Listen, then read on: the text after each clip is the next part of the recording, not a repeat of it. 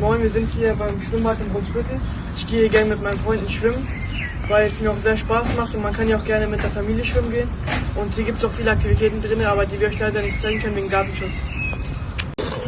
Jetzt sind wir hier im Park, Brunsbüttel Park, ganz cool eigentlich, ne? Sieht auch wunderschön aus, aber das Problem ist, im Dunkeln sieht man hier gar nichts, man kann hier gar keine Lampe sehen, nichts. Deswegen ist es manchmal auch nicht so cool im Dunkeln hier zu sehen. Und hier sieht man den Golfplatz, der ist natürlich im Sommer sehr schön und sehr heiß und man kann da halt mit Familie und Freunden spielen gehen. Also wir sind hier im Freibad, im Sommer ist es ganz schön hier.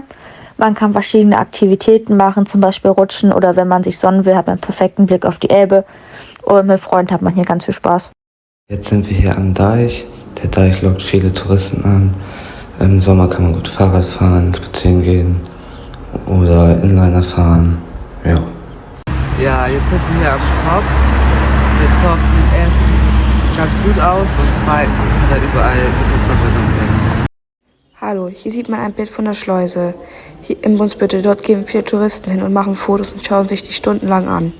Die Schleuse ist ein Touristenmagnet. Hier sieht man den alten Industriebahnhof. Wie man da sieht, ist das alte Bahnhofsgebäude und das wurde als Wohnhaus umgebaut und da wohnen jetzt Menschen drin. Ja, das hier ist der Ententeil und ganz viele Touristen kommen hier halt hin und setzen sich hin und genießen die Sonne, füttern die Enten und beobachten die Enten.